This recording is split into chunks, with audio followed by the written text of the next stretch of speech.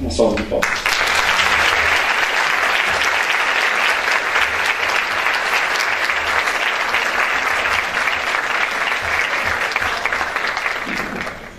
Então, uma boa noite a todos.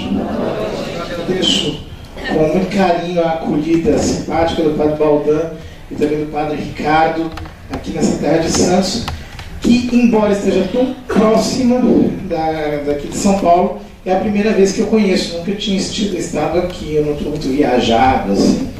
Eu só viajo por necessidade, por estudo e por trabalho, né? Mas eu fico muito contente de poder estar aqui com vocês. Então hoje nós vamos falar sobre um tema não muito simpático, The Gender Agenda, cujo resumo em português se encontra na internet. Chama-se Agenda de Gênero. É um documento de aproximadamente 20 páginas em PDF, que vocês podem encontrar. Ali vocês vão ter a descrição de como este termo foi sorrateiramente inserido na Conferência de Pequim sobre as mulheres, e como exatamente este ardil foi o sucesso que permitiu que depois de quase 10 anos aquele termo embutido sem que ninguém conhecesse o significado depois fosse explicitado para o nosso horror, como veremos. Pois bem, pode passar.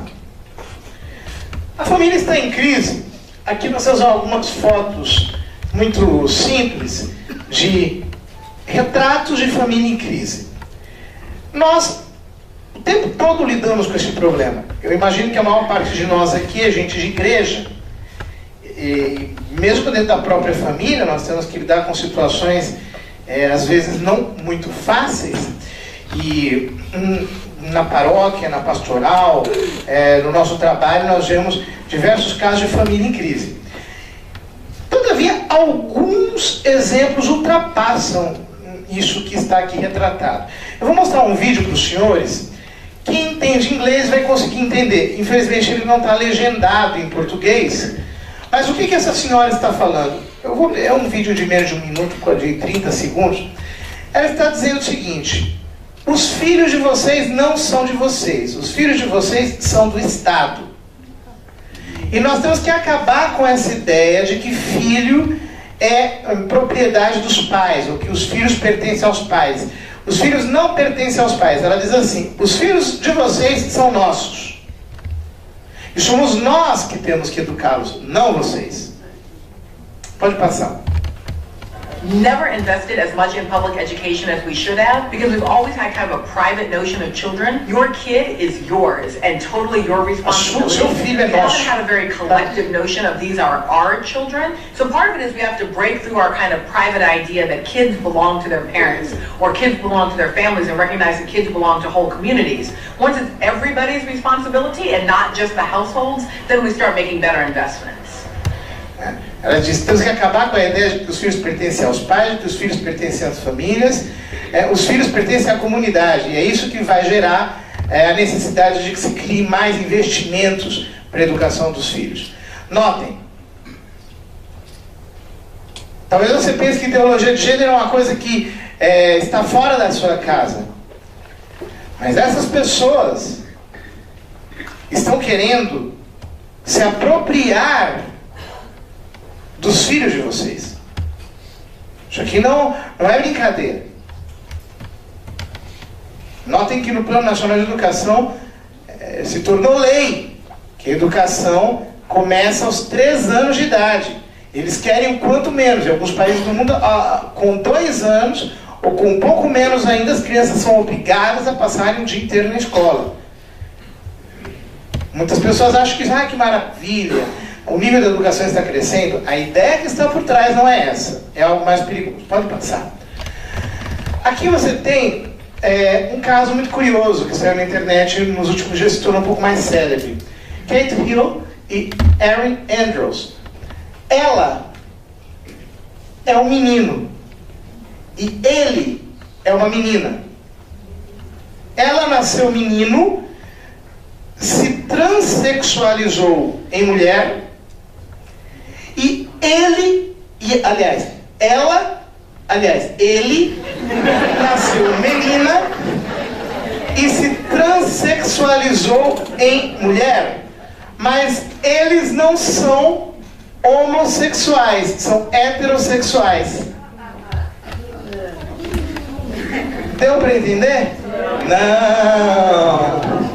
Não dá para entender.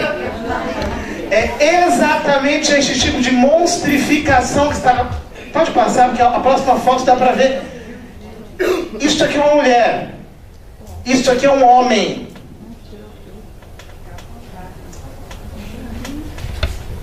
Notem, este fenômeno de transgenerização, de pessoas que mudam de gênero, não é um fenômeno meramente conceitual. Nós estamos falando de transporte de realidade. Nós temos projetos de lei. O deputado reeleito Jean Willis tem projetos de lei para a transexualização de crianças menores de 7 anos de idade.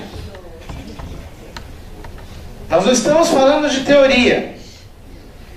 Esse tipo de aberração está acontecendo realmente, está se celebrizando nos meios de comunicação.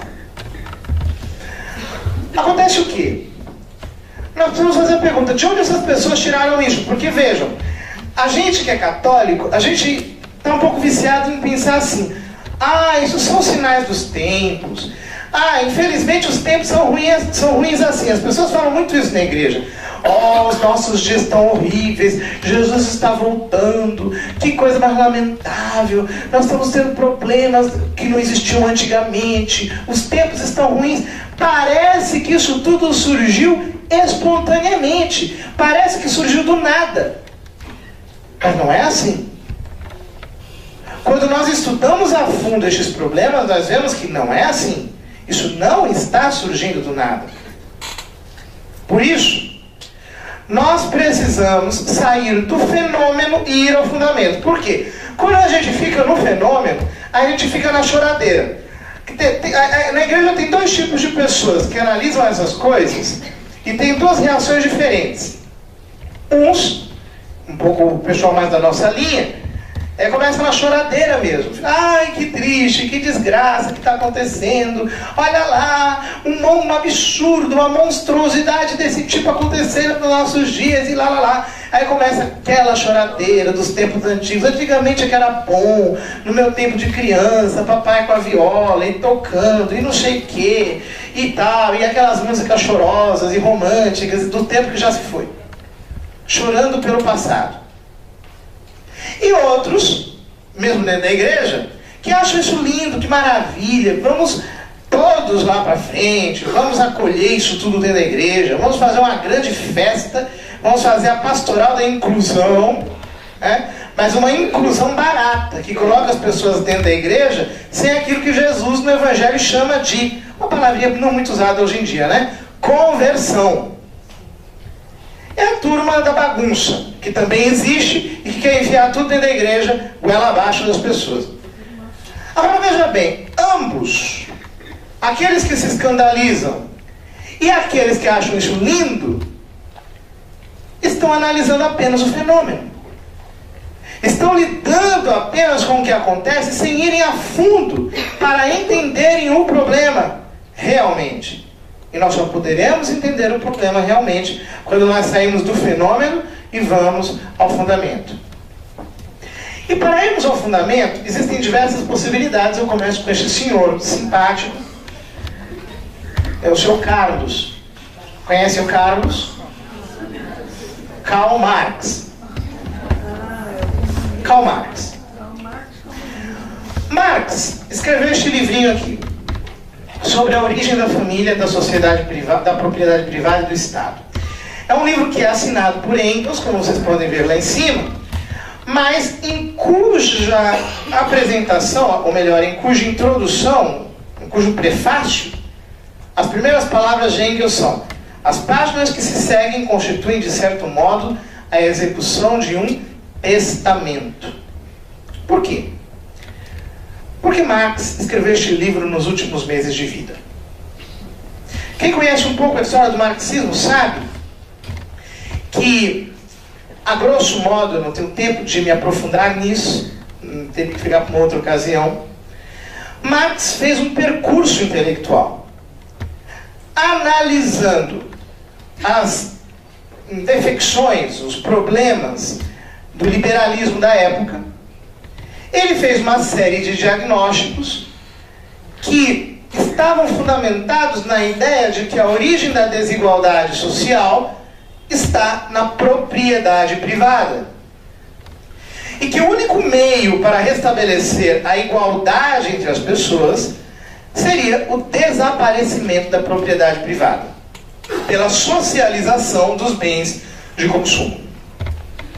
Ou seja, expropriando-se os indivíduos de todos os seus bens, que seriam confiscados pela ditadura do proletariado, pelos representantes do povo, e redistribuídos de forma igualitária entre a sociedade. O Marx, porém, achava que isto aconteceria natural e espontaneamente.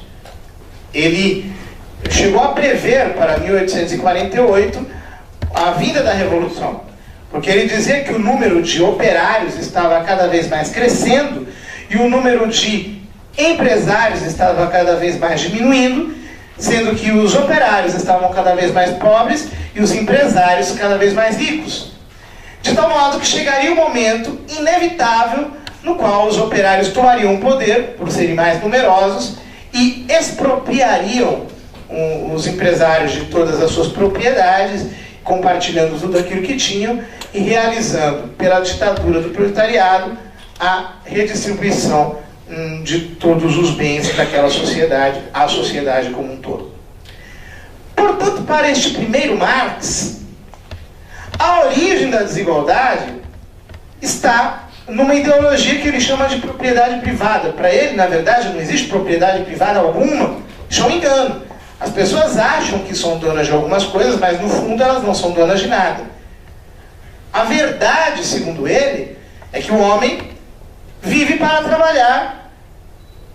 E este grande elemento de diferenciação é o que faz a especificidade da pessoa humana. Ele não é diferente dos animais por ter racionalidade. Ele é diferente dos animais porque ele constrói os seus meios de subsistência e estes simplesmente subsistem com o seu próprio corpo e vão se alimentando do que tem em sua volta. O homem não, ele fabrica os seus meios de existência. A antropologia do Marx termina aqui. A diferença básica entre o homem e o animal é essa. O que passa disso é ideologia. O trabalho é uma ideologia, a divisão de trabalho é uma ideologia, achar que existe trabalho intelectual é outra ideologia, o Estado é uma ideologia, a família é uma ideologia, tudo é uma ideologia, tudo é enganação, tudo no fundo existe apenas para sustentar a ideia original de que eu tenho alguma coisa, de que eu possuo alguma coisa. Pois bem, mas é chegando ao fim da vida que o Marx fez um, entre aspas, progresso, lendo um livro de um antropólogo inglês chamado Morgan. Eu não tenho tempo de explicar aqui este livro, no qual o Morgan apresenta uma teoria sobre a origem da família que ele assume e desenvolve. Segundo Marx, no início, a humanidade era constituída por hordas de hominídeos, de seres humanos primitivos. Estas hordas eram totalmente não estratificadas, ou seja, não havia família. Nestas hordas humanas primitivas, todos se relacionavam com todos, havia total liberdade sexual e, portanto, ninguém era de ninguém.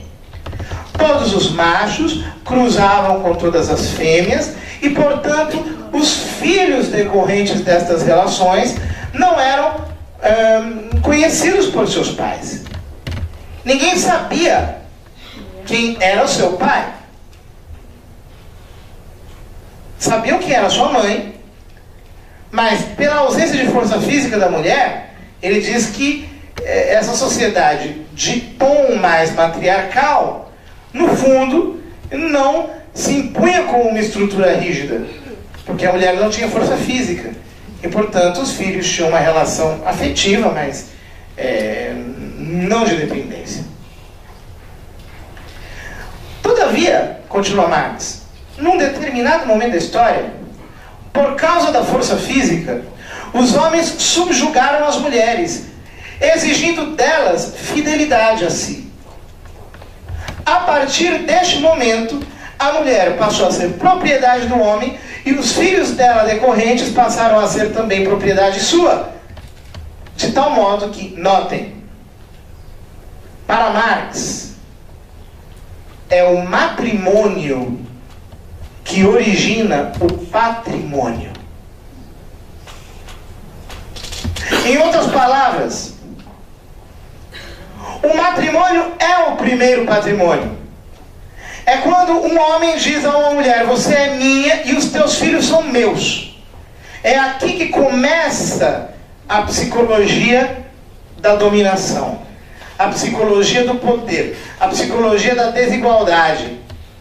E, portanto, enquanto houver família, haverá desigualdade no mundo. De tal modo que, se nós queremos criar uma sociedade igualitária, uma sociedade na qual tudo é de todos, obviamente, eu preciso destruir a família. Não há alternativa. Porque a família origina a psicologia do poder. Portanto, para Marx, a família é uma estrutura endemicamente perversa. É uma estrutura essencialmente perversa. E precisa ser destruída. É óbvio que ele não teve tempo de desenvolver essa sua tese. Morreu antes de concluí-la. E, logo depois que ele morreu, os seus imediatos seguidores não se deram muito conta da profundidade daquilo que ele estava dizendo, se limitaram à análise dos aspectos econômicos da teoria marxista e, a grosso modo, posso dizer o seguinte, que na Rússia o marxismo se tornou uma guerrilha. Aliás, é o Lenin que aplicou a revolução, mas apenas como um golpe militar. Ou seja, ele não aplicou efetivamente a revolução marxista, assim como Marx queria. É uma coisa muito complicada de explicar, porque na verdade Marx não queria uma revolução, ele achava que a revolução iria acontecer naturalmente. Foram os leninistas, Lenin e o partido fundado por ele, que fizeram a revolução como um golpe, acontecer como um golpe. E, portanto, aplicou apenas os princípios econômicos e políticos queridos pelo Marx, mas a forceps, sem ter tido tempo de uma revolução em níveis mais profundos. Depois, o Stalin deu um golpe de Estado na sequência, continuou fazendo aquilo, enfim, um oceano de sangue, uma coisa horrorosa, mas não chegaram muito a lugar nenhum do ponto de vista de uma revolução profunda. Fizeram, no fundo, um grande esquema de poder, um oceano de sangue, um oceano de violência, e a tal ditadura do proletariado que o Marx queria não aconteceu. Foi mais ou menos na década de 70 que algumas mulheres de dentro do movimento comunista começaram a perceber que alguma coisa estava errada.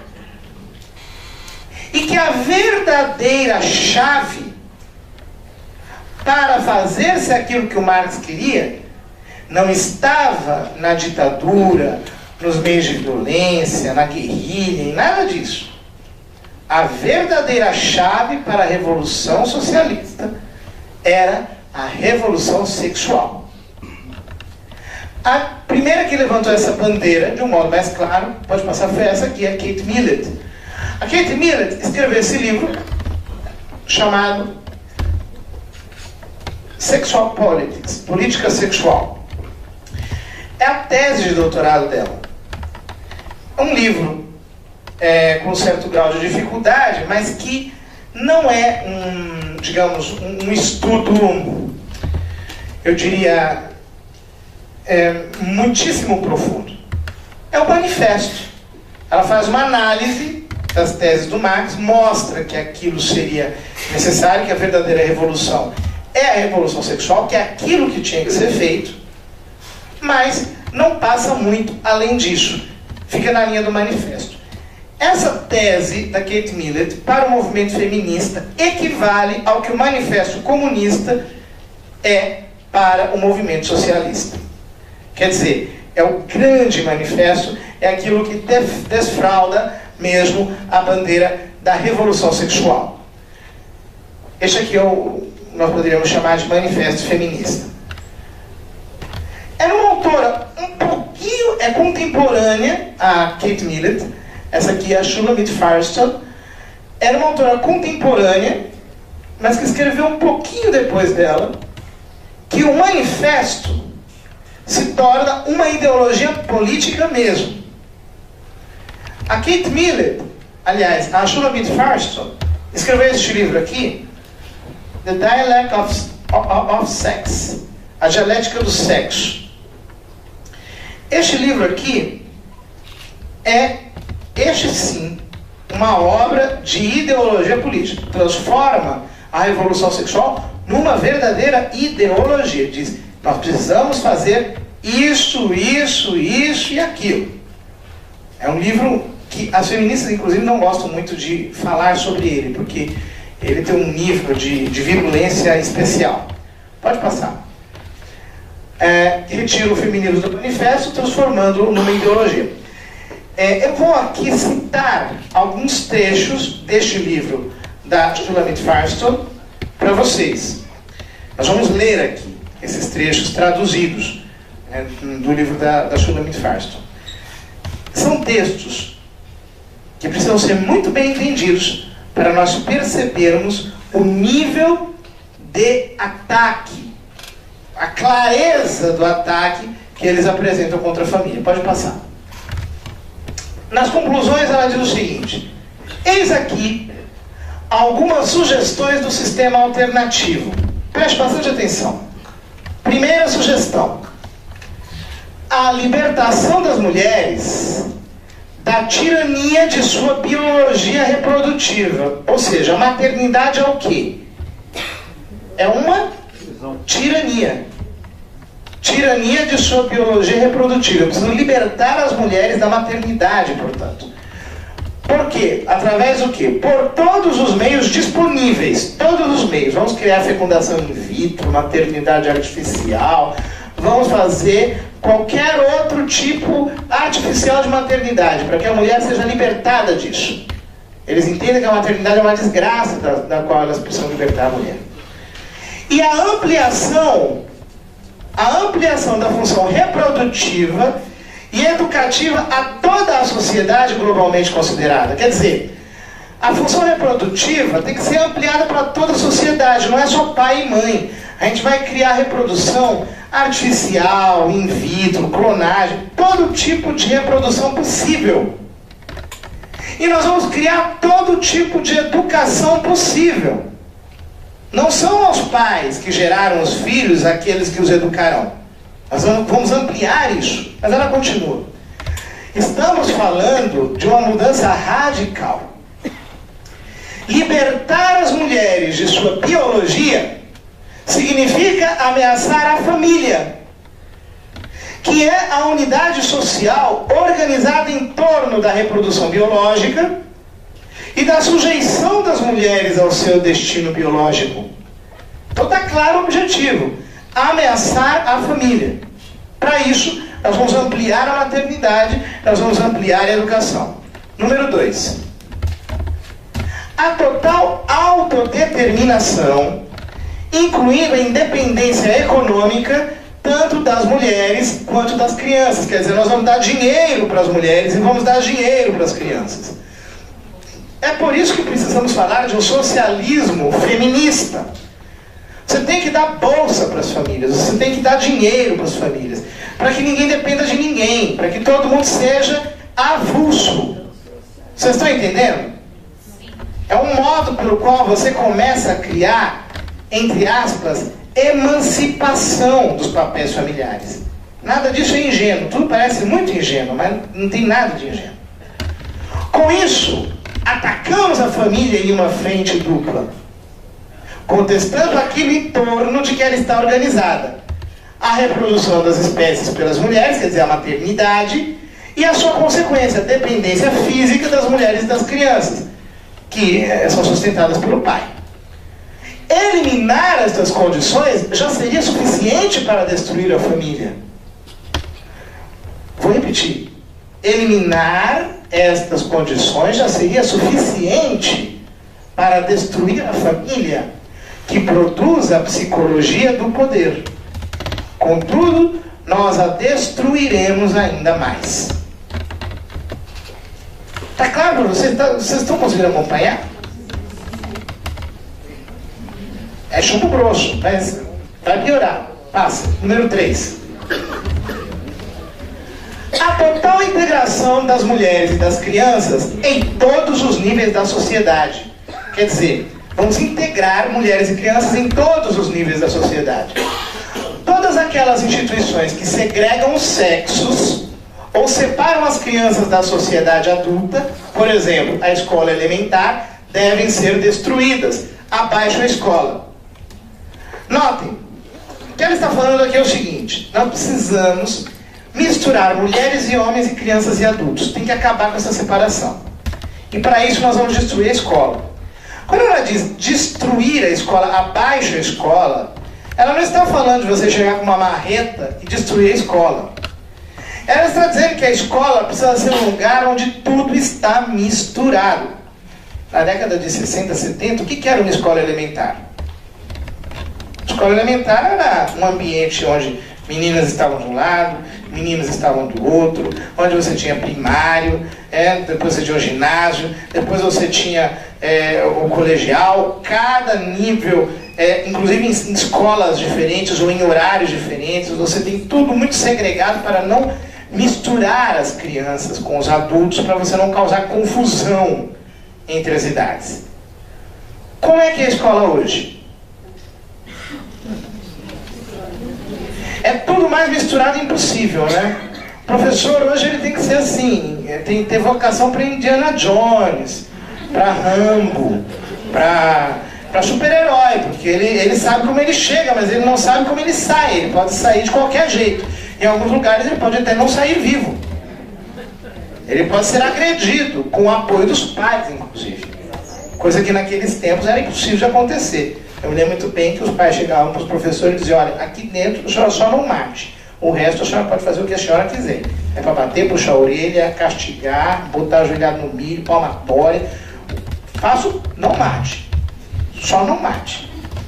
Hoje é o contrário. É o perfeito contrário. Nota, isso aqui parece uma coisa tão bobinha, né? Eu vou fazer um parêntese para vocês.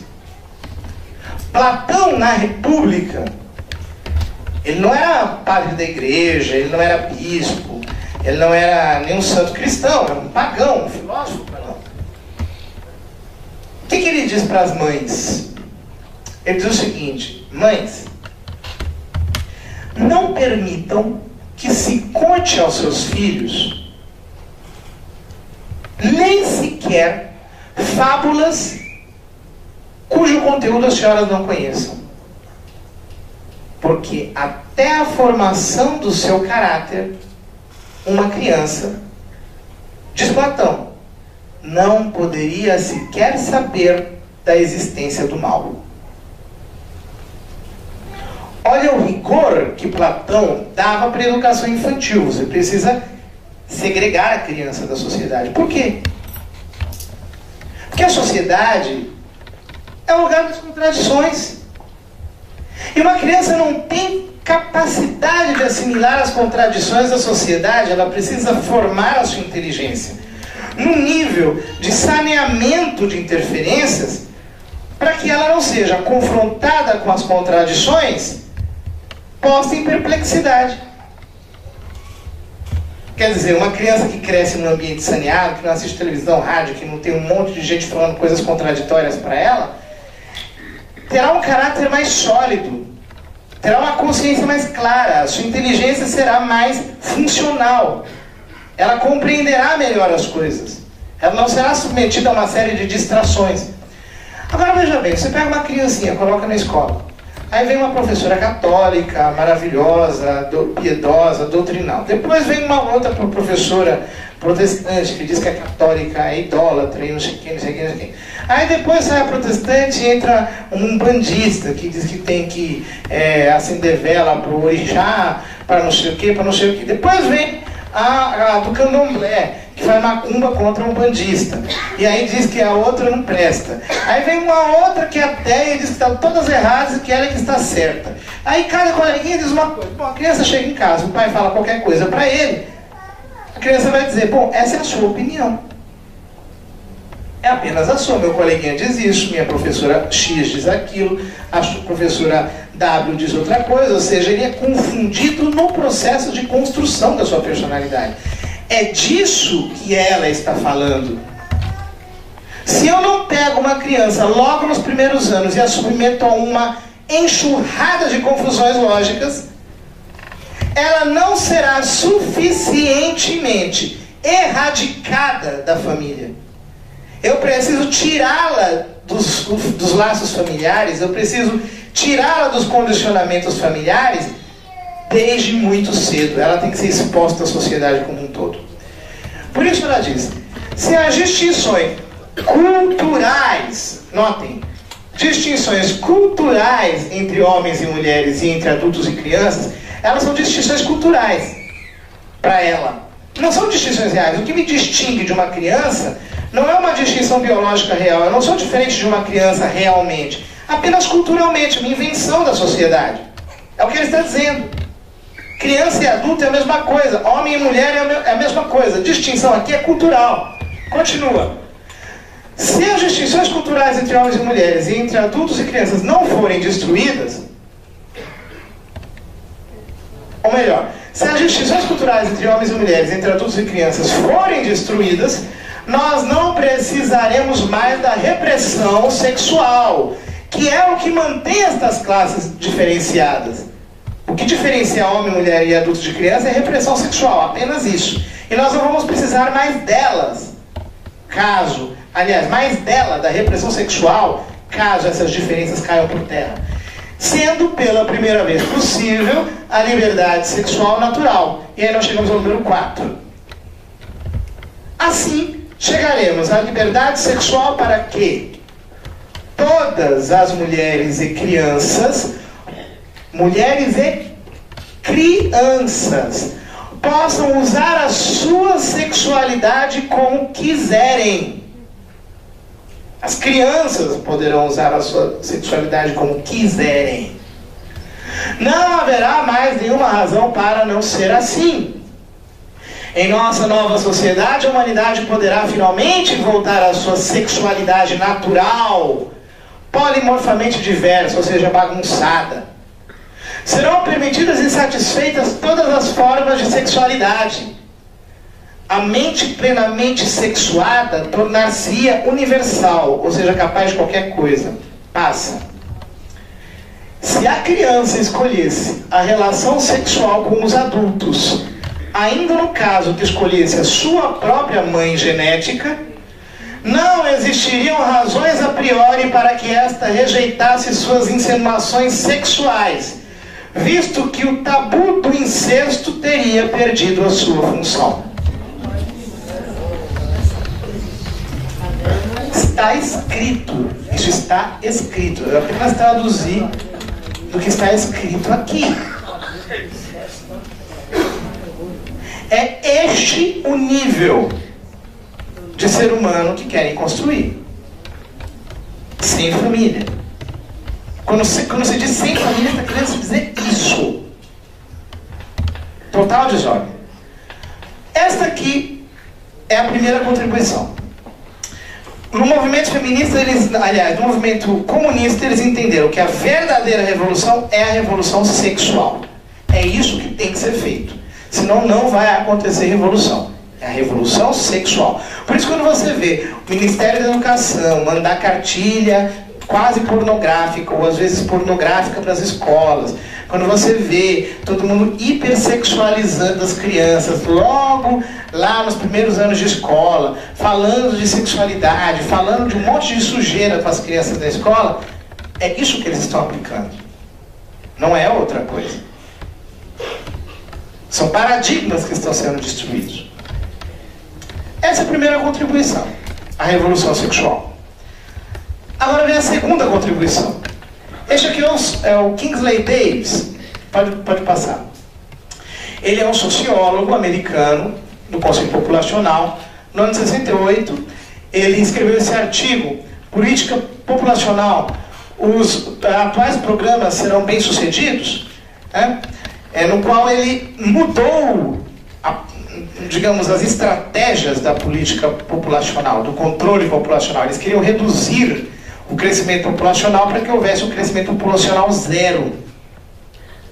E aí começaram a criar clínica de aborto, de esterilização, distribuir pílula para todo mundo. Então ele disse, olha, nesse artigo, os senhores estão totalmente enganados.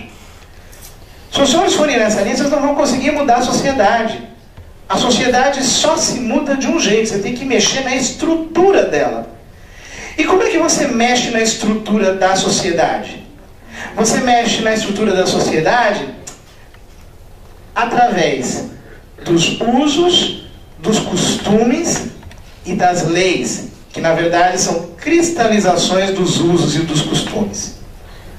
Trocando em miúdos, no caso da política populacional, a coisa importante não é você fazer clínica de aborto por aí.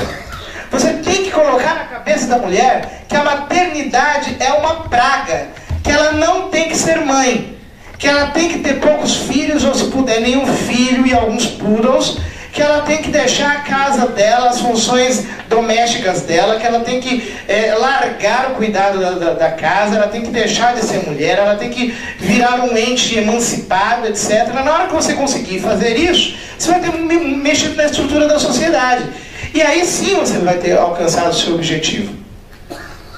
Ele escreveu um livro, essa aqui é a sua obra principal, chama-se Sociedade Humana.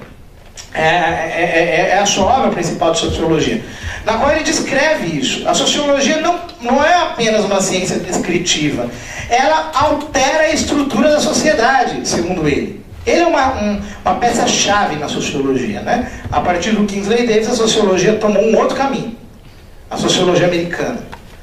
De descritiva, ela passou a ser militante. Nós vamos mexer na sociedade. Nós vamos alterar a sua estrutura. Então não basta ser uma mudança qualquer. Tem que ser uma mudança estrutural. Essa é a segunda contribuição. Agora vem a terceira contribuição. A primeira foi do movimento feminista no marxismo. A revolução é sexual. A segunda dos socialistas. Tem que mexer na estrutura da sociedade. Agora vem a terceira. Qual é a terceira contribuição? Vem dos revisionistas marxistas. Aqui daria muito pano para manga. Eu vou apenas, assim, mencionar quase que sumariamente, para vocês terem um mapinha do plano. Esse aqui é o Karl Korsch, um filósofo do interior do movimento marxista. Em 1923, ele proferiu essa conferência chamada Marxismo e Filosofia. Nessa conferência, o Karl Korsch disse, um congresso de intelectuais do Partidão, que eles estavam equivocados se pensavam que a estrutura sendo alterada provocaria a derrocada da superestrutura. Então vou explicar rapidamente o que é isso. Para o Marx, a sociedade está dividida em duas dimensões. A estrutura, que é a economia, a estrutura econômica, que é sustentada e que dá sustentação à superestrutura. É a família, a legislação, o sistema filosófico, religioso, tudo isso é uma superestrutura. E uma vez que você mexeu na estrutura, a superestrutura cai por conta própria. Porque no fundo ela existe apenas para justificar a estrutura. Essa é a tese, digamos, mais original na primeira interpretação do Marx. O Korsch diz o seguinte: vocês estão enganados, o Marx não disse isso. O Marx, no fundo, está dizendo que a superestrutura tem uma subsistência própria, tem uma vida própria. E se vocês não mexerem na superestrutura, podem mexer na estrutura o quanto vocês quiserem, a revolução não vai acontecer. Ela só vai acontecer se vocês mexerem na superestrutura. Então você tem que revolucionar a religião. Você não pode apenas pensar que você vai mexer na economia e a religião vai cair. Você tem que entrar na religião e mudar a religião por dentro. Você entra na Igreja Católica e casa o comunismo com a Igreja Católica, faz um comunismo católico, dá uma ajeitada lá e você se infiltra lá dentro, se infiltra na legislação, se infiltra na família, se infiltra nas superestruturas. E assim você vai corroendo as superestruturas por dentro, ao mesmo tempo que você está revolucionando a estrutura. Ou seja, a revolução vem também pela superestrutura. Eu estou explicando muito a grosso modo, nós poderíamos aprofundar mais, mas não dá tempo, vamos passar. Na sequência, pode passar, vem um outro autor, que é o Max Horkheimer, passa. Ele escreveu este estudo chamado Autoridade e Família. Ele existe em português, está aqui dentro desse livro chamado Teoria Crítica, que é um conjunto de ensaios dele. O último que está aqui dentro, o volume 1º, é o ensaio Autoridade e Família. O que o Max Horkheimer diz aqui? Já aplicando a ideia do Korsch, de que você precisa mudar, fazer a revolução pela superestrutura. Ele diz o seguinte, um pouco fincando raízes na teoria do Marx, que, na verdade, a ideia de autoridade surge dentro da família. A ideia de poder. Você concebe a ideia de autoridade olhando para o seu pai, olhando para a sua mãe. Depois, esta autoridade é sacralizada de algum modo. E aí nós temos as várias religiões, que no fundo são o desenvolvimento dessa autoridade que você aprende que existe dentro de casa. E por último, ela se torna real, concreta, histórica no Estado. O Estado, no fundo, o que é? É a representação da ideia de autoridade sobre mim. Mas essa ideia de autoridade eu aprendi aonde? Segundo Horkheimer. Na família. É ali que eu aprendi a ideia de autoridade. Portanto, se eu não mexer na família, se eu não acabar com a ideia de autoridade na família, não tem como eu querer revolução, a subversão do Estado. Para conseguir operar a revolução, eu preciso alterar a ideia de autoridade dentro da família. Vocês estão entendendo o porquê da lei da palmada?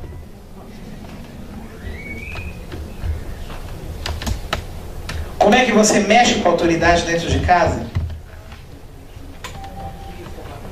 Por que o Estado tem respaldado tanto o ataque à autoridade dos pais? Obviamente isso não justifica certos abusos e agressões que existem. A afirmação de uma coisa não é negação de outra, e a negação de uma coisa não é a afirmação de outra. Está tudo muito bem respaldado teoricamente, senhores. Nada disso é ingênuo. Há muito estudo por trás disso tudo. Na sequência, Max Horkheimer afirma que a família gera a ideia de autoridade que se consolida nas instituições. Pode passar.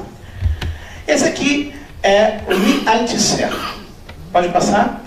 Ele escreveu este ensaio chamado Aparelhos Ideológicos do Estado, no qual ele mapeia a superestrutura. Ele mostra o que é a superestrutura. Então ele vai dizendo que existem aparelhos repressivos do Estado. Os aparelhos repressivos do Estado são aqueles pelos quais o Estado manifesta sua força, e aparelhos ideológicos, ou seja, a superestrutura que sustenta a estrutura, que é o Estado, economicamente mantido. E diz ele, os aparelhos ideológicos do Estado, quais são? A igreja, ele tem uma parte desse livro que fala só sobre a igreja católica. A igreja, a família, a escola, são os 3 primeiros, os 3 mais importantes. Diversas, o aparato legislativo, os sindicatos, tudo isso é aparelho ideológico. Você tem que entrar por ali, é ali que você faz a revolução. Não é apenas na estrutura, não é apenas no aparelho repressivo. Você tem que entrar no aparelho ideológico, é ali que entra. O Althusser, depois ele ficou meio impopular, porque ele matou a mulher dele e foi para a cadeia. Aí os comunistas acharam que era meio fora de moda, um pouco chocante ficar falando do Althusser. Ele passou a ser digamos, um pensador de segunda linha do movimento, mas durante um tempo ele foi pensador de primeira linha. Note que isso aqui está traduzido para o português, na 8ª edição. Isso é uma cópia antiga do livro. Né? Para ver que, de fato, ele não era um pensador de segunda linha no início. Né? Ele mapeia a superestrutura e diz por onde que a gente tem que entrar. A família é um aparelho ideológico, uma instituição que sustenta o Estado. Continue. Este aqui é o Jacques Derrida. Pode passar. Jacques Derrida é um pensador marxista que criou o chamado desconstrucionismo. É muito complicado, ele escreveu mais de 80 livros, não dá para... Imagine que eu vou resumir tudo isso aqui em 2 minutos, né? Não dá para a gente ser muito profundo nas coisas, a gente tem que ir passando um pouco assim, que estão passando. E o Jacques Derrida, no fundo, ele criou uma teoria segundo a qual ele parte da linguística de Saussure, que é um linguista francês, e no fundo o que ele diz é o seguinte, que as instituições da sociedade se regem segundo discursos. Se nós queremos mexer na sociedade, nós precisamos mexer nos discursos da sociedade. Todavia, como é que nós podemos mexer nos discursos da sociedade? É simples. Você joga a dialética para dentro dos discursos. E você coloca uma palavra contra outra. Você vai jogando uma palavra contra outra. Jogando uma palavra contra outra, o discurso se destrói. E destruindo o discurso, você acabou com os valores que ali estão embutidos. Você acabou com o imaginário que está construído em cima daquilo. Você acabou com as ideias que fundamentam aquelas posturas éticas e políticas. Então o fundamental é você destruir o discurso. Sem a destruição dos discursos, você não consegue. Então ele transpõe a dialética para os discursos, passando a desconstruí-los. Você desconstrói os discursos por dentro. Passa. E por último, esse aqui é o Michel Foucault. O Michel Foucault passa, reduziu todas as instituições a discursos. Então ele diz o seguinte: todas as instituições, a igreja, a escola, a família, o aparato legislativo, os sindicatos, o aparato judicial, tudo isso são discursos. Ele reduz todas as instituições a discursos.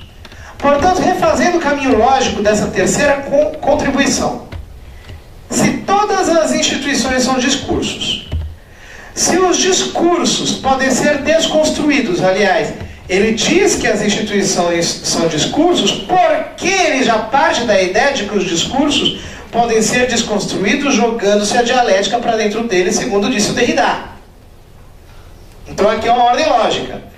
Se todas as instituições são discursos, se os discursos podem ser desconstruídos, se essas instituições são os aparelhos ideológicos do Estado, é por elas que vem o conceito de autoridade. A família é uma delas. E é aqui que acontece a revolução, como queria o Karl Korsch. Então, é simples. Basta eu, reduzindo todas as instituições a discursos, reduzindo a família a discursos, reduzindo a família a palavras, a conceitos, a ideias, desconstruí-la. Eu transformo a família num discurso, apenas um discurso a mais. Família conservadora, família tradicional, família natural, família biológica, família primitiva, família do escambau. E desconstruo esse discurso. Eu catalogo a família dentro de uma categoria e a desconstruo. É fácil. Portanto, o revisionismo marxista chegou à conclusão de que a revolução tem que ser verbal, tem que ser pelas palavras. É pela força das palavras. Continua. E então aparece a quarta contribuição. Este senhor é o Dr. John Money. Dr. John Money foi o inventor do termo gênero. Ele que criou essa terminologia gênero. Passa. Sexólogo de formação. Ele fez a famosa experiência de mudança de sexo no menino Brian, que passou a se chamar Brenda. Este aqui é o Brian. Esse menino aqui. Pode passar. Vamos ouvir um pouquinho a história do menino Brian. Brenda. Então, volta. Eu pensava que eu tinha colocado aqui. Brian é o seguinte, ele nasceu, ele era gêmeo univitelino, portanto tinha um outro irmãozinho, sexo masculino também. Só que quando eles foram circuncidar o Brian, usaram uma agulha de eletrocauterização e queimaram, destruindo todo o pênis dele. Foi destruído. Então os pais ficaram em pânico. E fizeram o quê? Foram até o Dr. John Money para solucionar o problema. Tentar reconstruir. Era muito difícil reconstruir uma reconstrução peniana nele. Então o que o Dr. John Money propôs? Ele disse que é simples. Não existe esse negócio de identidade sexual. O que existe é identidade de gênero. Você nasce com sexo. Só que acontece o seguinte: depois você vai construindo a sua identidade de gênero. Era independente do corpo com o qual você nasce. E aí, é simples, a gente faz uma mudança de sexo no Brian, coloca nele o nome de Brenda, coloca o nome de Brenda, e ele vai pensar que é menina. Não vai nem imaginar que é um menino. Só que aconteceu o quê? Que o Dr. John Money mudou o sexo do Brian, ele passou a se chamar Brenda, e todo mundo ficou pensando que tinha sido um sucesso. Ele escreveu um livro, Boys and Girls, Men and Women, passou a fazer conferências no mundo inteiro, falando do sucesso da sua experiência, que tinha sido uma maravilha. Todo mundo acreditou que ele de fato tinha provado a ideia de que o gênero é uma construção cultural, que ninguém nasce com um sexo definido, que tudo é possível de ser definido depois, que é uma bobagem, que ninguém nasce homem ou mulher, que ninguém nasce menino ou menina, que isso a gente vai fazendo depois assim como a gente quer. E foi se celebrizando por isso. E ninguém foi conferir a história do Brian Brenda. Quando um médico chamado Dr. Milton foi lá visitar a família e desenterrou a história e viu o que aconteceu. Olha o que aconteceu com este menino. Brenda se rebelava contra as roupas femininas desde os 2 anos de idade, mas sempre teve comportamento visivelmente masculino. A mãe tentou suicidar-se várias vezes, tornou-se depressiva e morreu. O pai contou-lhe toda a verdade aos 14 anos de idade, e depois de inúmeras cirurgias, ele reverteu a situação, passou a viver como homem, trocou o nome para David e se casou. Brian tentou suicidar-se aos 20 anos. Teve uma depressão incurável. Foi abandonado pela mulher.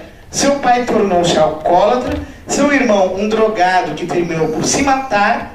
E ele, por fim, aos 38 anos, em 2003, matou-se com um tiro no peito. Essa foi a linda história do Brian.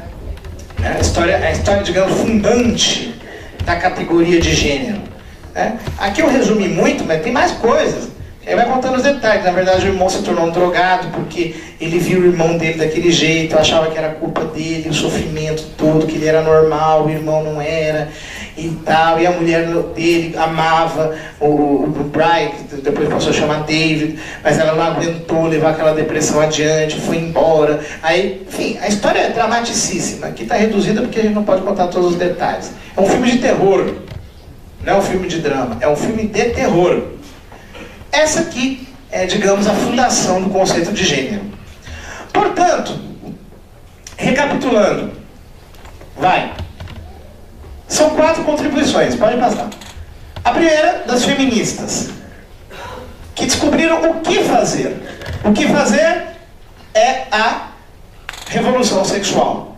É isso que tem que ser feito. Elas descobriram o que fazer. A revolução sexual. 2, os sociólogos, que descobriram qual a profundidade da mudança. Precisa ser na estrutura da sociedade, não pode ser uma mudança epidérmica, superficial, tem que ser profunda na estrutura. 3, os marxistas, que descobriram como fazer. Pelas palavras, você tem que desconstruir os discursos. E por último, o Dr. Money, que deu um instrumento para se fazer tudo isso. O conceito de gênero. Tá claro esse mapa para vocês? Simplificando ao máximo possível o osso, o nervo da coisa. São essas 4 contribuições que possibilitaram o surgimento disso tudo. Passa. Faltava, porém, quem juntasse estes 4 elementos. Mas essa pessoa apareceu. Quem é? Essa senhora, Judith Butler. É uma mulher, tá? Judith Butler. Ela escreveu este livro, Gender Trouble, Gênero em Disputa. Pode passar. Este livro aqui é um livro no qual ela apresenta a teoria de gênero. Ela junta, esse livro é muito difícil de ler, tá? É complicadíssimo. Mas ele é o pivô de tudo. Ela juntou esse negócio todo, no caldeirão, cozinhou, e aqui ela criou, dentro dos movimentos feministas, o conceito de gênero, politicamente considerável. Quer dizer, nós precisamos acabar com a ideia de que existe uma identidade sexual. A ideia de que existe uma identidade sexual para ela, no fundo, é uma coisificação. Você está reduzindo. Você precisa libertar as pessoas dessa inferiorização. Pode passar? Aqui tem um trecho, mas vocês tenham paciência, porque ela não é muito fácil de ser lida. Tem para lê-la, a gente precisa ler com muita atenção. Se uma noção estável de gênero não pode mais provar ser a premissa fundacional da política feminista, quer dizer, o que ela está dizendo aqui? Se a ideia de mulher não é mais fundamental, não é mais necessária, não é mais útil para o feminismo, talvez seja desejável um novo tipo de política feminista para contestar as próprias reificações, as próprias coisificações de gênero e de identidade. Quer dizer, contestar a ideia de que existe gênero e identidade. Que você é mulher ou que você é homem. Isso tem que ser contestado. Uma nova política que fará da construção variável da identidade não apenas um pré-requisito metodológico normativo, mas também um objetivo político. Qual que é o objetivo político? A construção variável da identidade. Ou seja, você não tem uma identidade. A identidade passa a ser uma construção variável, aleatória, amorfa, desconfigurada, livre, indefinida, indefinível e abstrata. Isto passa a ser a identidade da pessoa. Está escrito aqui. Só estou traduzindo, explicando um parágrafo do livro inteiro. Pois bem, essa senhora, pode passar, foi aqui à Conferência de Pequim, em 95, e lá introduziu o conceito de ideologia de gênero, o conceito, a ideia de gênero, passa. Em Pequim, introduziu-se a terminologia de gênero, porém, sem defini-la. Eles consideraram isso uma vitória. Conseguimos embutir lá dentro o conceito gênero, mas não definir. Por quê? Todo mundo se chocaria. Então nós não definimos, deixamos assim. Em 2 momentos eles falam de construção de papéis de gênero, eles dizem lá, mas não definem profundamente. Continue. Foi em 2007, na conferência de Yogyakarta, que eles explicaram o que eles entendem por gênero. Pode passar. Isso aqui vocês encontram na internet. Tem todo o documento, os princípios de Yogyakarta na internet. Eu tirei de lá, eu simplesmente copiei e colei. Diz assim: entendendo identidade de gênero, o que é identidade de gênero? Como estando referida ao quê? A experiência interna, individual e profundamente sentida que cada pessoa tem ao gênero. Experiência interna, individual e profundamente sentida. Interna, individual e profundamente sentida. Então, veja bem, não existe mais identidade objetiva. Ela é interna, individual, então não cria coletividade, e profundamente sentida. Ou seja, é algo que pertence a mim, ninguém pode definir. Entenda bem isso. Entenda bem isso, porque isso aqui é difícil de entender. Se ela é interna, individual e profundamente sentida, toda a mulherada feminista que tem defendido a ideologia de gênero pensando que está defendendo a bandeira das mulheres, está enganada. Por quê? Não existe mulher. Não existe mais mulher. É o que eu digo quando eu falo com elas, né? Veja bem, se a ideologia de gênero vigorasse, ela é uma experiência interna, individual e profundamente sentida. Então, eu, José Eduardo, internamente, individualmente e profundamente sentido, me declaro mulher. Eu sou uma mulher. Uma mulher, e a partir de agora eu sou uma mulher. Ponto final. Aí eu chego na minha vizinha, que é uma chata. Ela não é uma chata, tá? Eu só estou dizendo hipoteticamente. Eu chego na minha vizinha e dou uma pisa nela. Ok? Pergunto a vocês, a Lei Maria da Penha vai valer para qual mulher?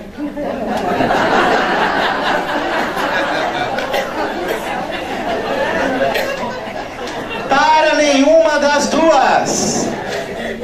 Para nenhuma das duas. Do mesmo jeito. Do mesmo jeito. Os homossexuais que defendem a ideologia de gênero pensando que estão se defendendo, estão enganados. Por quê? O que é um homossexual? Eu estou falando de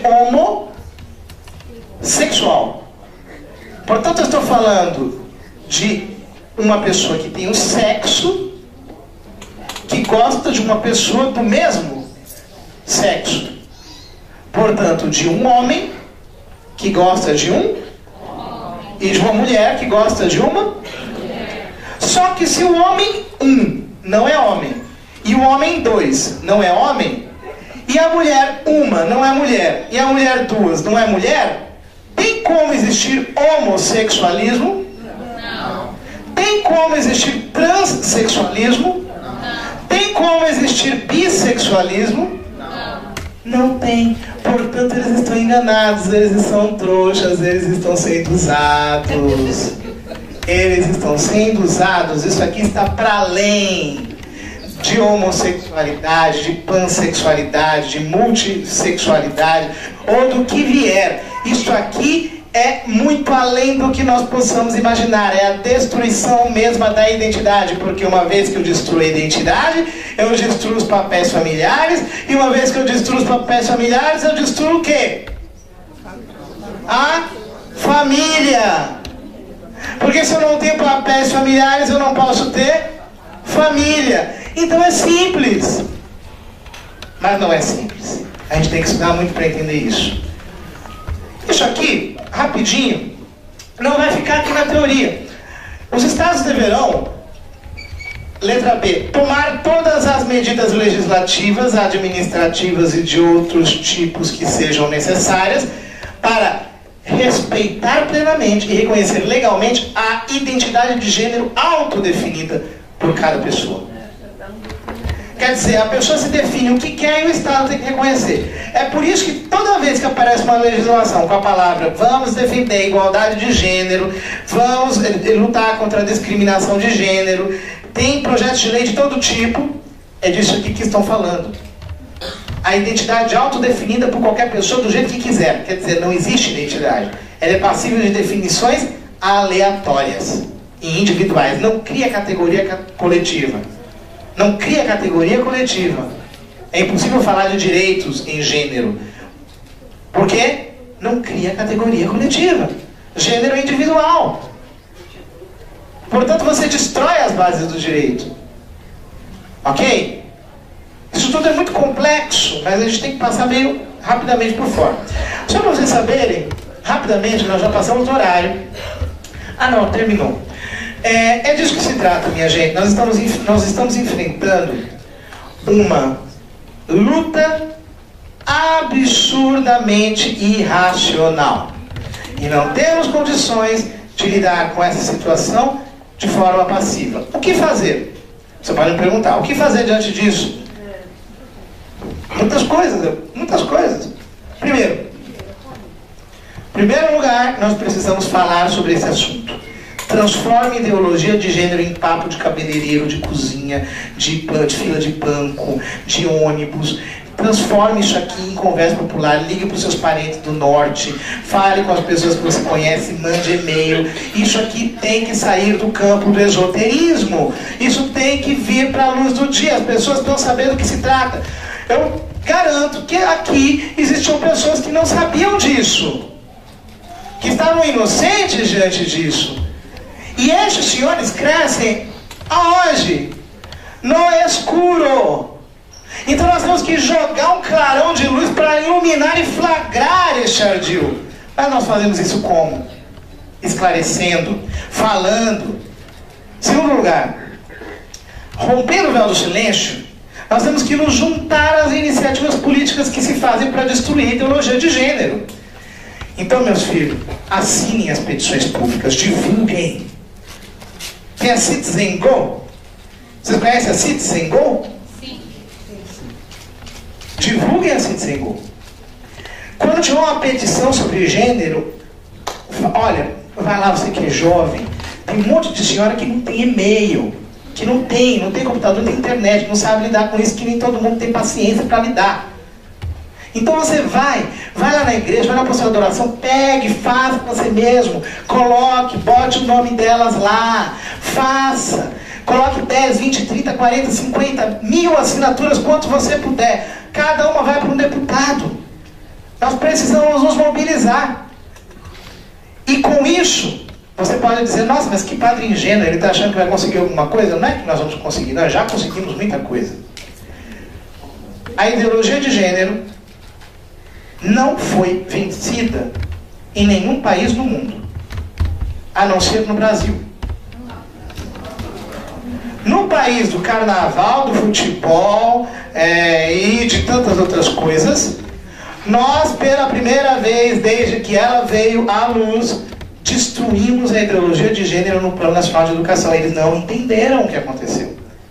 Ano passado nós estávamos no debate do Plano Nacional de Educação, toda semana. Eu ia lá morrendo de cansaço, outros também iam lá morrendo de cansaço, juntávamos jovens, cartazes para todo lado, e fazendo campanha pela Citizen Go, chegando 10, 20 mil e-mails por dia, no gabinete de cada deputado, gritaria, baderna, na sala de votação, até que eles tiraram a ideologia de gênero do Plano Nacional de Educação.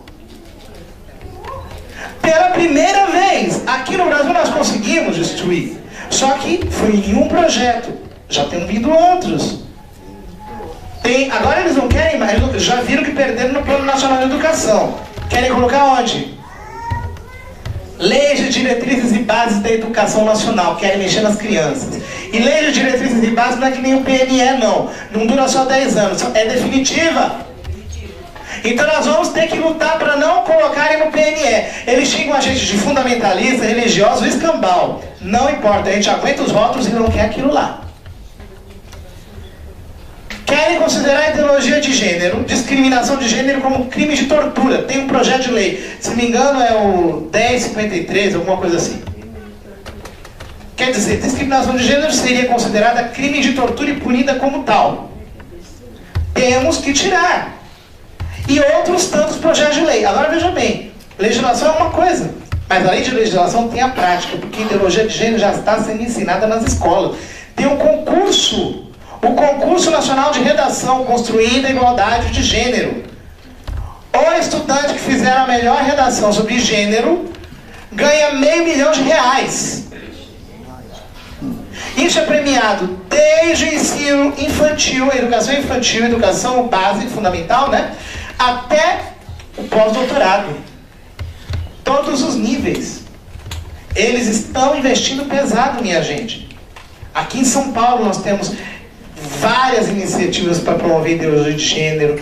Tem gente de todo tipo de condição falando de igualdade de gênero. Nós não podemos dormir no ponto. Nós temos que transformar a conversa sobre ideologia de gênero no papo mais tranquilo. Assim, qualquer pessoa na rua chegar para um mendigo e falar assim: o que você acha da ideologia de gênero? É palhaçada. Isso tem que virar conversa popular.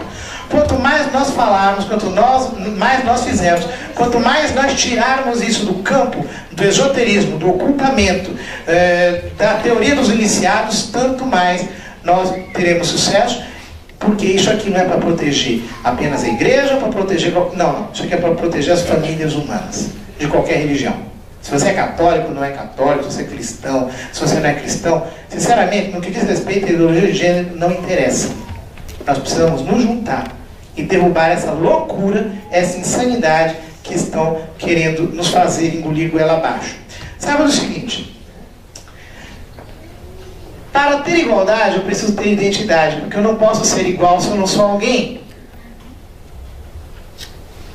Essa é a base do discurso sobre igualdade. A igualdade está baseada na dignidade da identidade que eu tenho. Portanto, não vamos acabar com o que resta de humanidade na nossa sociedade, permitindo que essas pessoas nos manipulem. O papel das católicas pelo direito de decidir, pede para se falar sobre a Marta Suplicy e Jean Williams no avanço da ideologia de gênero no Brasil. São coisas muito pontuais. As católicas pelo direito de decidir não são católicas, obviamente, tá? Elas usam esse nome. Elas consagraram uma papisa na Catedral de St. Patrick é um bando de loucas, né? E muito bem pagas, essa que é a coisa, porque é a Fundação Ford que sustenta. Isso não sou eu que diz, está escrito no testemunho da Frances Kingsley, que é a fundadora delas, que é uma ex-freira, que é ateia, enfim, uma desgraça. Em todo caso, elas foram fundadas com o propósito de se infiltrarem na Igreja Católica, para subverterem a moral católica, porque elas eram conscientes. A turma do Conselho Populacional era consciente de que a única barreira para a implantação do aborto irrestrito no mundo é a Igreja Católica. É a moral católica. Que a moral católica está muito bem construída argumentativamente. Então não tem como você furar o bloqueio, não tem jeito. Então elas disseram: bom, vamos furar por dentro. Então começaram a se infiltrar. Então essa ex-freira, Frances Kingsley, ela fundou essa associação com o dinheiro da Ford e da Fundação Ford, e graças a essa fundação elas têm feito muita confusão, mas elas não são muitas, são algumas, umas poucas aí que tem muito dinheiro, então elas ficam atrapalhando a vida da gente. A Marta Suplicy, eu não posso nem, tem muito o que falar, né? E o Jean Willis também não muito. São duas pessoas muito bem conhecidas, são inimigos da família, públicos. Enfim, o que nós temos que fazer é conhecer o que eles pensam e falar para as pessoas, né? A próxima pergunta é no campo jurídico. Certo. Se seríamos todos iguais e sexualmente indefinidos, a identidade sexual não seria mais física. Juridicamente, acabaria o conceito homem e mulher? Claro, é isso que a ideologia de gênero, o que é? Resumindo em uma frase, é o esvaziamento do conceito jurídico de homem e mulher. Não existe mais. Homem e mulher pode significar qualquer coisa. Instituições. Além da ONU, quais outras instituições promovem ou fomentam a ideologia de gênero no mundo e no Brasil? E, emendando com essa, por que faculdades católicas pregam a ideologia de gênero? Porque não são católicas. São católicas de nome. Obviamente usam o nome de católica, não são católicas coisa nenhuma. Quer dizer, a gente precisaria tomar vergonha como igreja e botar essa turma no seu devido lugar, né? Que é fora dela. Não está aqui infiltrado, quer dizer, não vamos ficar admitindo.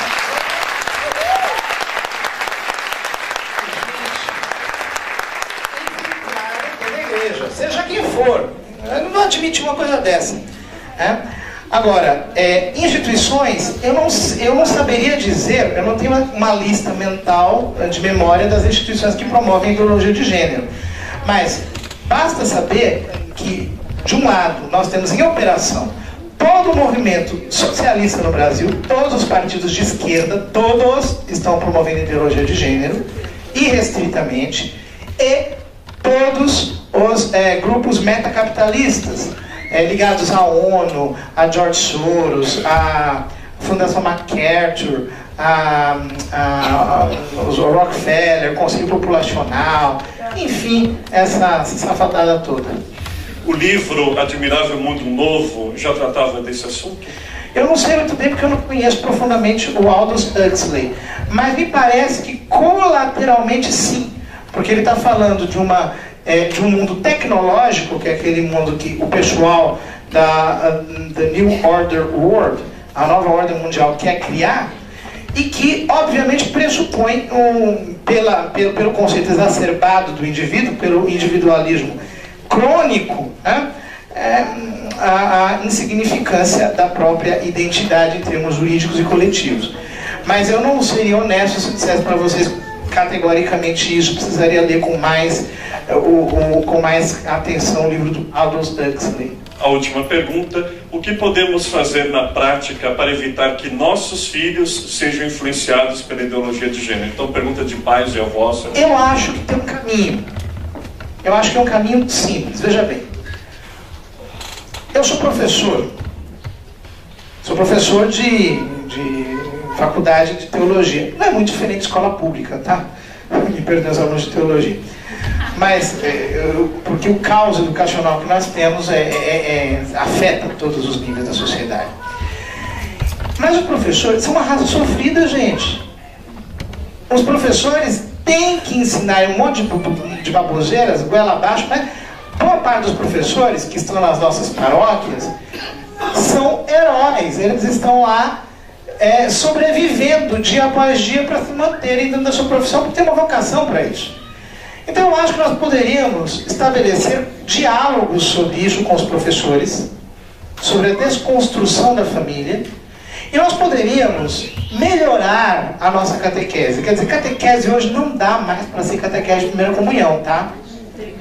Por quê? Porque não tem para onde correr a criançada, minha gente. A criançada tem que ser o seguinte: os professores têm que esclarecer os pais e dizer: a coisa tá feia aqui, leva teu filho para a igreja. E os pais têm que levar o filho para a igreja, chega lá, tem catequistas preparados para tirar o esterco da cabeça das crianças. Então, catequistas têm que conhecer bem esse assunto da ideologia de gênero, têm que conhecer bem o tema da desconstrução da família, têm que ser formados, etc. Na medida em que nós conseguimos estabelecer uma parceria escola, igreja, informal, obviamente, informal, na medida em que nós conseguirmos sensibilizar os pais para criarem uma parceria com as igrejas, sabendo eles do problema educacional ao qual seus filhos estão subjugados, então nós poderemos salvar essas crianças. Eu entendo que nem sempre os padres são bem formados, né? Só que se um leigo é bem formado, ele pode fazer muita diferença na sua paróquia, né? Mas você não precisa ser sempre aceito. Eu sei por experiência própria que a gente pode ser aceito. Às vezes numa paróquia a gente não é bem aceito, isso acontece mesmo. Só que a gente pode criar todo tipo de estrutura informal, paralela, íntima, de amizade, sem necessidade de reconhecimento público e mesmo eclesial. É sempre possível. Se a gente quer fazer o bem, não há desculpa para não o fazer. E esclarecermos os pais sobre isso. Se os pais souberem que isto aqui está sendo a pauta da educação dos seus filhos, é difícil, mas não é impossível. Leiam a minha entrevista no Zenit, chama-se Caindo no Conto do Gênero. É uma entrevista de 2 páginas. Eu fiz aquela entrevista para quê? Qual foi a minha intenção? Foi durante o debate do Plano Nacional de Educação. Para que qualquer bobão possa ler e entender. Aquilo que qualquer pessoa lê e entende. São 2 paginazinhas. 2 paginazinhas. Caindo no conto do gênero. Caindo no conto do gênero. Foi replicada em mais de 100 sites essa entrevista. É muito conhecida. Leia, memorize, estude, medite. Caindo no conto do gênero. Por exemplo, se você vai fazer reunião de pais com os pais dos seus catequistas, conversa lá com as catequistas da paróquia, passa uma cópia, explica, olha, você está sabendo o que está acontecendo? O que estão querendo induzir seu filho? Gente, toma cuidado. Nós precisamos cuidar mais das crianças, olha lá, olha o que está acontecendo. E na medida em que isso for se tornando cada vez mais de conhecimento público, o conhecimento da matéria, por si mesmo, já prejudica os agentes dela. Porque eles agem no escuro, eles construíram para que ela não fosse entendida. Ok? Então, minha gente, coragem. Padre, comenta dessa cartilha que já foi colocada até no Nordeste e que aquela pastora estava desesperada, foi contra e falou na internet. A Damares eu conheço muito bem, é uma pessoa muito boa, né? Às vezes eu acho que ainda está no nível do fenômeno, porque não adianta falar, então ação na cartilha, tem essa e tem outras. Olha, eu tenho um livro que deu para as crianças nas escolas chamado Os 3 Chapeuzinhos Vermelhos. Os 3 chapéus, exatamente. O que são os 3 Chapeuzinhos Vermelhos? O Papai Noel que casa com a Chapeuzinho Vermelho e dá a luz ao Saci Pererê.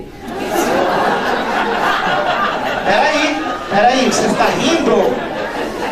Você está rindo, né? Pare e pense um pouquinho. Papai Noel é o quê? É um idoso. Chapeuzinho Vermelho é o quê? Uma criança. Isso chama-se o quê? Pedofilia. Dando origem ao quê? Ao Saci Pererê. Que é o quê? Indefinido.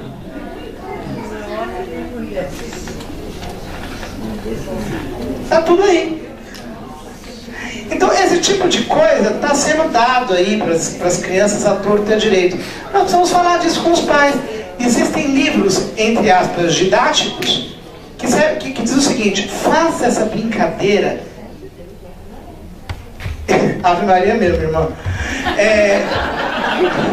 Que diz assim: faça essa brincadeira longe de seus pais. Aí fala lá pro menino, pra menina, mostra o pipi um do outro, e tal, e toca, e pega, e não sei o que, não sei o que. Tem isso, minha gente, isso está acontecendo. E os pais não estão sabendo. Então nós precisamos falar para os pais. E talvez na hora que nós, igreja, conversarmos com os pais sobre isso, eles vão nos levar mais a sério e vão entender que ou eles fazem uma parceria séria de educação com a igreja, ou se não nós vamos perder as nossas famílias. Eu agradeço pela atenção de vocês, desculpa pelo falatório.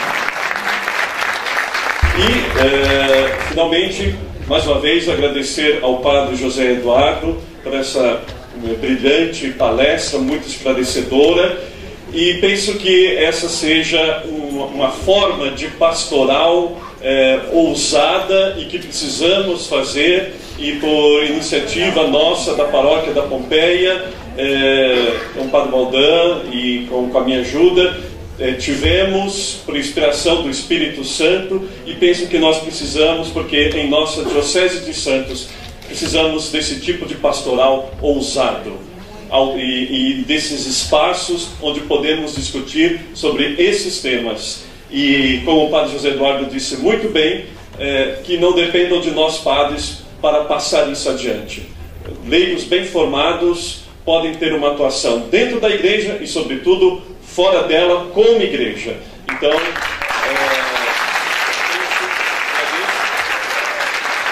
vamos trazer mais para frente outras pessoas que possam tratar de temas ousados.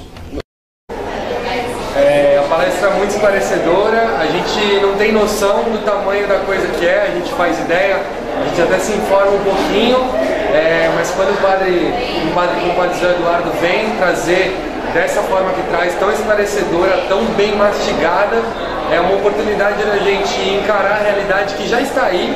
Ela já esteve para ser aprovada, a ideologia de gênero, no Plano Nacional de Educação, e a gente consegue, a gente saber que a Igreja Católica, as outras igrejas, denominações cristãs e outras entidades conservadoras da sociedade conseguem vencer isso, mas que ainda não vencer, não sepultar, mas vencer, é um pouco gratificante e coloca a gente para refletir qual é o nosso papel nessa continuidade dessa batalha, dessa luta.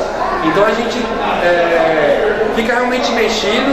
Eu consegui trazer minha família toda, eu consegui trazer amigos, espero que eu tenha conseguido mais soldados aí para esse exército de Cristo, porque com certeza a gente cristão, a gente católico, sabe mais do que nunca que a gente tem que manter essa chama, isso que a gente tem no cristão, e mais do que tudo cidadãos e pessoas que defendem a família, pessoas que defendem a tradição e tudo aquilo que a gente aprende de bom. Então agradecer a Paróquia da Pompeia, o Padre Ricardo, que é nosso amigo, e pedir que venham mais palestras, que a gente possa aprender muito mais e seguir lutando e sendo testemunhas como Cristo foi, sendo cristãos de verdade. Obrigado. A palestra foi incrível, é de extrema importância que nós, católicos, e que todos os cidadãos entendam e conheçam esse tema, que se aprofundem e espalhem, porque é algo que tem entrado dentro da sociedade, tem entrado dentro das nossas famílias de forma muito oculta, e as pessoas não percebem o quanto isso tem introduzido uma nova mentalidade nas pessoas, nas crianças, nas famílias, e o quanto isso tem gerado destruição. Então é um tema que nós precisamos combater e entender, não só nos escandalizarmos com isso, mas compreendermos até onde isso vai, aquilo que gera, de onde nasce, quais são os objetivos da ideologia de gênero,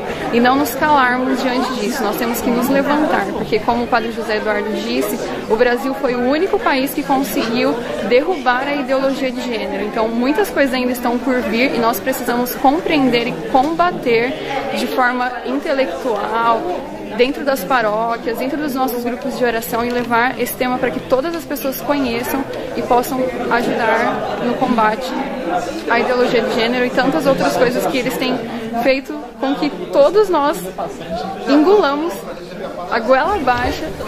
Eu gostei muito da participação da palestra, desde que surgiu o tema, né? A gente foi divulgando, e foi muito importante poder estar aqui, principalmente como leiga, buscando ter essa atuação dentro da igreja, de nós percebemos o quanto isso não pode ser um tema que está somente onde nós vemos o Estado de uma forma querendo fazer com que nós engolamos isso, né, goela abaixo, e também de outra forma parece que é um tema onde somente, né, a igreja, quando eu digo os clérigos, tem que de alguma forma se posicionar, mas que cada um de nós, enquanto profissionais ou enfim, enquanto família, precisamos de alguma forma tomarmos o nosso posicionamento. No final da palestra ele nos dava algumas formas práticas em que nós precisamos fazer isso. Eu acredito que uma das mais importantes é, sem dúvida alguma, nós começarmos a trazer isso de uma forma popular, principalmente porque todo o conteúdo da palestra, ele, né, foi de uma forma bem desmiuçado, fazendo com que nós conseguíssemos entender um pouco melhor. Então eu vejo essa importância de nós conseguirmos trazer isso para uma linguagem mais popular, para que de uma forma, se da mesma forma isso é feito de uma forma muito cultural, onde você parece que não tem como se defender, de que nós consigamos trazer isso para que todas as pessoas entendam que essa proposta não é válida e que nós, enquanto católicos militantes, temos ainda muito a fazer. Então acho que a palestra ela abre novos horizontes e nos convida mesmo a nós termos cada vez uma posição mais ativa. Então, a palestra ela é muito importante mesmo, é um tema que muitas vezes ele acaba sendo colocado de lado, né, principalmente porque a grande mídia favorece a militância da grande mídia, né? A ideologia de gênero é uma coisa que está sendo pouco abordada. Quando a gente vê alguma coisa falando, sempre coloca de uma forma positiva, como se fosse uma grande contribuição para a humanidade, sendo que na realidade é o contrário. O padre Zé Eduardo ele expôs de uma maneira bem assertiva isso, né? Eu acho que todos conseguiram entender esse ardil que hoje busca destruir a família, né? E não só destruir a família, como toda a sociedade em si, né? Acho que a palestra foi muito produtiva, acredito que pessoas que eram completamente leigas no assunto vão ter um entendimento muito pleno sobre o que se passou. Nós tivemos aqui em Santos, no Colégio Liceu Santista, Colégio Católico, promovida pela paróquia Nossa Senhora do Rosário de Pompeia, uma palestra muito interessante, atual, a ideologia de gênero e a desconstrução da família. E para falar sobre esse tema, convidamos o padre José Eduardo, da Diocese de Osasco, ele que é doutor em Teologia Moral pela Pontifícia Universidade de Santa Cruz, lá de Roma. Então ele veio falar desse importante tema que envolve uma desconstrução cultural, que envolve o tema da família, como que a ideologia de gênero vai entrando na mídia, nas escolas, nas universidades, em outros setores da vida humana, e qual é o plano de alguns lobbies, de alguns grupos para se desconstruir a família. Bem, então achamos por bem trazer esse tema aqui à cidade de Santos para que pais, educadores, também avós, catequistas, leigos e leigas interessados sobre esse assunto pudessem escutar, refletir e também ter uma atuação na vida pastoral, na vida familiar.